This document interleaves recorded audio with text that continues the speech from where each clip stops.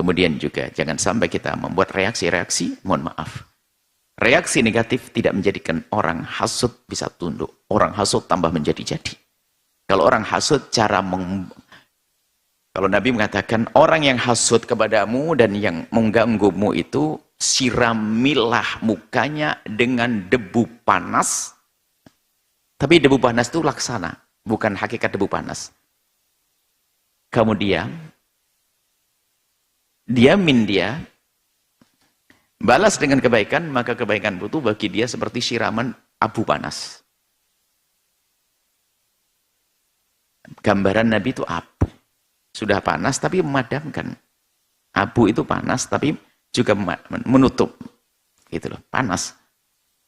Sudah bikin gak enak.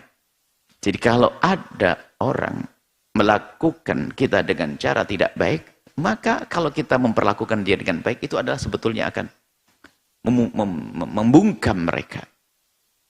Dan Anda harus yakin itu, percaya. Kalau dia orang hasud, orang hasud pun ada dua kemungkinan. Dia punya kekuatan, dia sangat lemah. Kalau dia hasud kepada kita dengan kelemahannya, lalu kita hasud, kemudian dia membuat permasalahan dengan kelemahannya, kalau kita lawan, dia lemah. Kalaupun dia tunduk, tidak dengan hatinya. Hanya waktu saja. Suatu ketika kalau kuat, dia akan berontak lagi. Kalau dia kuat, dia langsung balas dengan kita dengan lebih serem lagi. Tetap nggak ada baiknya. Membuat perlawanan kepada yang demikian itu. Akan tapi billatihi ahsan yang diajarkan oleh Allah dengan cara yang baik. Kemudian, setelah kita berusaha untuk menata hati di dalam membuat perlawanan, agar kita bisa menjadi orang yang tabah, sabar, dan ingat, ini bukan menjadikan kita ini orang pengecut di saat ada kebatilan dilakukan lalu kita diam. Oh enggak. Tetap kita menegakkan kebenaran, akan tapi fase-fase harus kita lewati. Tidak langsung salah. Tidak kita langsung serta-merta membuat perlawanan dengan berperang dan sebagainya. Jangan coreng Islam dengan perilaku kotor kita. Ada, mohon maaf mungkin, kemaksiatan yang merebak di masyarakat, di satu kampung muslim. Terjadi kejahatan misalnya. Satu kampung melakukan judi. Ya, kami mengatakan judi adalah dosa, judi adalah haram dan sebagainya. Tapi saya tidak boleh mengatakan dasar orang kampung ini adalah dosa. Loh. Kok bisa saya mengatakan orang kampung seperti itu? Saya belum pernah berurusan. Belum pernah saya melakukan kebaikan kepada mereka, mengingatkan mereka dengan halus. Kok saya mencaci maki itu? Jangan-jangan malah hujah atas saya. Dia akan berkata, ya Allah, itu Ustadz hanya nyaci maki saya, tapi tidak pernah nasihati saya, nggak pernah juga menyentuh hati saya, nggak pernah mengajak saya kepada kebaikan.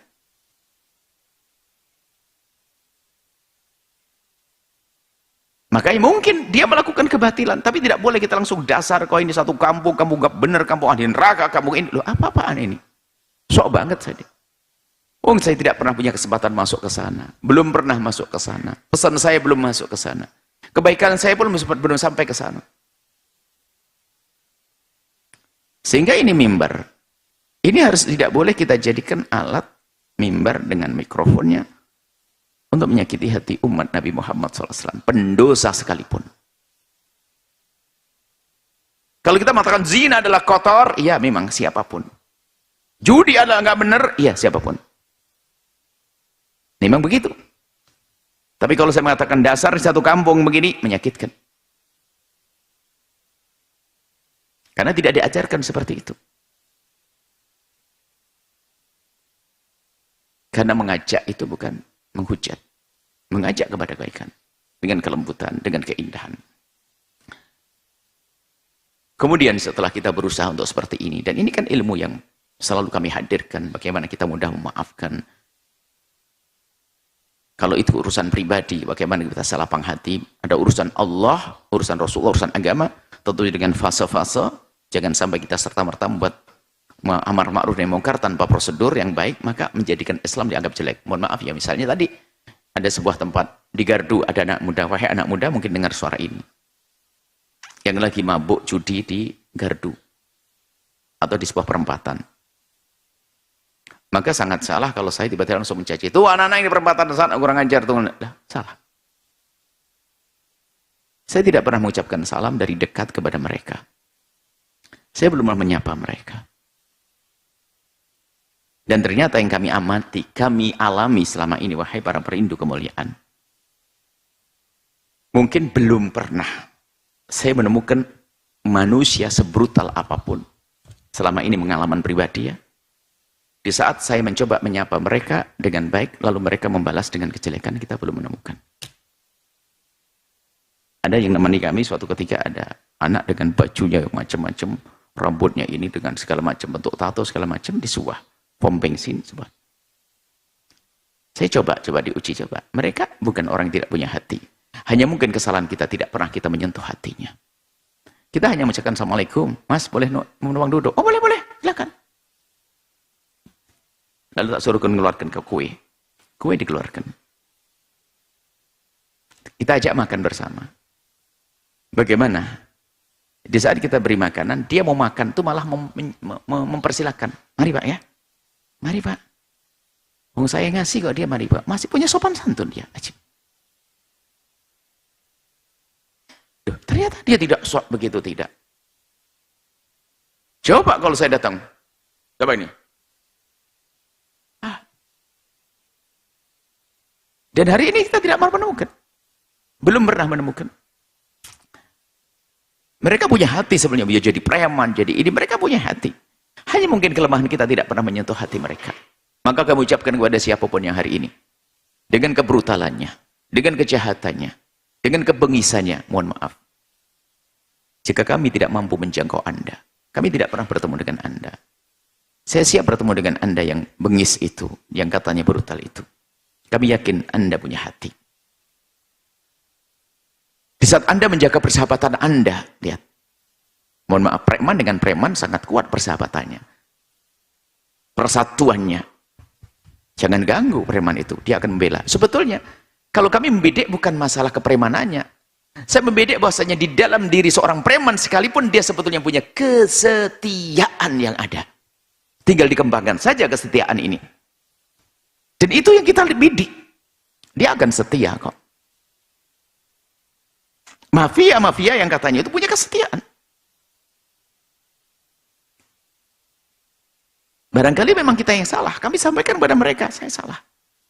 Saya belum pernah, dan saya selalu berpesan, kalau mungkin saya bisa menyentuh mereka, duduk dengan mereka.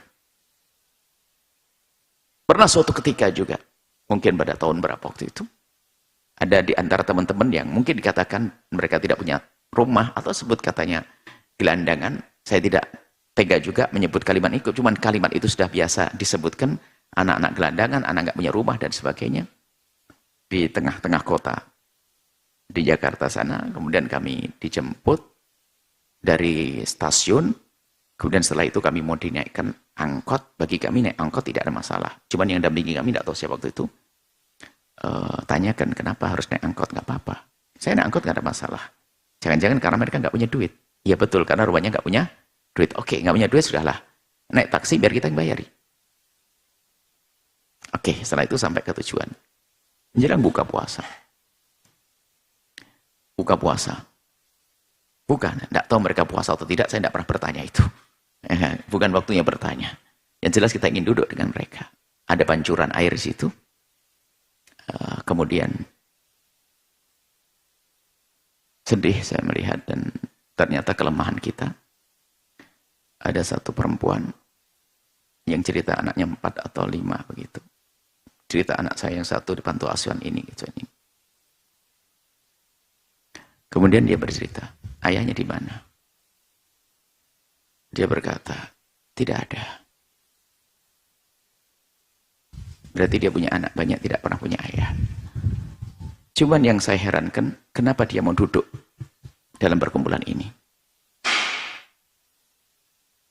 Kumpulan ada beberapa anak-anak. Anak-anak gelandangan gitu. Kenapa dia duduk di tempat ini? Karena dia rindu kebaikan. Dia tidak mengerti, karena cara hidupnya ya seperti itu. Mungkin dengan kawannya, lalu hamil kawannya. Dia tidak ngerti harap rambu-rambu. Tidak punya kesempatan untuk ngaji, tidak punya kesempatan untuk belajar. Saya sedih. Tapi ya sudahlah, anakmu ditempatkan yang baik. Ngaji sana, ngaji, ya ngaji. Dia bangga dengan anak yang ngaji. Tapi dia tidak mengerti cara hidup yang baik, karena lingkungannya. Mungkin tidak punya rumah, orang tuanya tidak memperhatikan. Mungkin orang tuanya juga punya permasalahan yang serupa. Mungkin dia lahir dalam keadaan seperti itu. Loh, apakah perlu kita caci, kita rendahkan orang semacam ini? Kenapa dia duduk semacam itu? Akhirnya kita sholat di musola, di masjid sampingnya tempat itu. Setelah sholat, subhanallah, sandal saya hilang. Nah itu saya ingat. Wah, dia paling marah. Kenapa? Dia merasa bahwasanya dia yang mengundang kita. Siapa yang mencuri? Khawatir teman-teman yang mencuri. Tidak. Biar hilang nggak apa-apa. Sandal saya hilang. Pulang itu saya dapat renungan. Biarpun setelah itu memang kita terputus karena orangnya itu sudah hilang. Karena mereka juga mungkin nggak gampang nyimpan handphone. Terputus. Sampai kami rindu kalau seandainya ketemu lagi, alangkah indahnya. Saya ketemu dengan mereka. Maksudnya apa? Loh, bagaimana mereka mau dengar omongan kita? Mau berkumpul dengan kita? Kita bukan seorang preman atas nama. Saya tidak pakai rambut yang begini, bukan ini. Saya atas nama Ustadz dan saya pakai imamah. Mereka mau dengar. Artinya apa? Hati mereka sudah rindu kebaikan.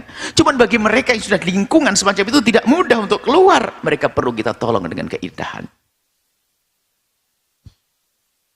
Siapa yang menemani waktu itu mungkin bisa tanya. Siapa? Asman mungkin? Coba tanya Asman cerita itu. Atau suruh nyari nomor teleponnya, dia hilang, HP-nya hilang semuanya. Sedih. Hasil. Nah, ada artinya apa? Tolonglah, jangan mandang orang gampang merendahkan kita ini. Banyak orang-orang ingin mengentaskan dari kubang itu terlalu dalam. Dia susah, nggak akan mampu. Perlu pertolongan yang kuat. Sehingga dia melakukan zina dan sebagainya. Dia tidak mengerti kalau itu sesuatu yang terlarang, berat, atau bagaimana. Karena lingkungannya semacam itu. Apakah perlu kita hinakan? Tidak mengerti. Dia tidak mengerti hidupnya seperti itu. Tidurnya pun dia pindah-pindah. Bahkan tidak pernah dia mungkin bernaung. Tidur di bawah naungan. Asal saja. Selimut. Akhirnya kita melihat Allah. Kemudian suatu ketika, ada teman-teman yang bicara. Buya, ada beberapa teman-teman yang dia kena virus HIV. Saya ingin kumpul dengan kumpulan mereka. Mereka harus kuatkan imannya. Diuji dengan sakit, bisa jadi penyakitnya itu ada penghapus dosanya. Dengan catatan dan insyaf. Insyaf. Loh, insyafnya mereka itu penting. Karena kita sadarkan bahasanya, mungkin dia dulu pelaku dosa, pendosa. Mungkin ada sabu-sabu atau jarum sotek, jarum narkoba, sebagainya. Sehingga menjadi tertular penyakit-penyakit HIV. Atau mungkin dengan perzinaan, kan begitu. Kemudian, dan tidak semua yang kena HIV zina loh, jangan salah. Bisa saja karena perpindahan darah sama apa itu. Jadi jangan serta-merta, mohon, jangan serta-merta menganggap orang yang kena HIV itu lalu pezina. Tidak. Bahkan kita menemukan seorang perempuan yang sangat baik, solehah, dia terkena HIV, dia tahu sebabnya dari mana. Mungkin karena dia kena virus HIV positif. Tapi dia, masya Allah, dia solehah. Bisa jadi semacam itu. Jangan serta-merta kita, apa mungkin pernah dia, mungkin ada orang sakit berdarah lagi. Makanya kalau nolong orang yang ada darah-darahnya, hendaknya kita mewaspadai, jangan-jangan itu ada virusnya. Lalu ke tangan kita luka dan sebagainya, mungkin berpindahan. Sehingga mungkin kalau tahu perawat-perawat di saat melayani orang kan pakai sarung itu sudah menjaga diri. Karena kita orang awam mungkin asal saja menolong, ternyata pindah. Bisa jadi yang orang kena HIV itu orang yang tidak pernah, bukan orang pembezina, bukan orang itu. Bukan orang yang kecanduan narkoba dan seterusnya. Bisa jadi orang baik. Maka Anda pun tidak boleh menilai mereka dengan nilai negatif.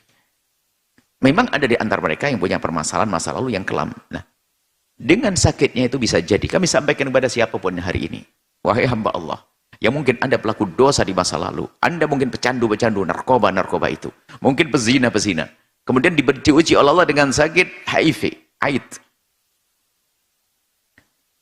Detik ini juga Anda fahami bahwa bisa jadi itu menghapus dosa Anda.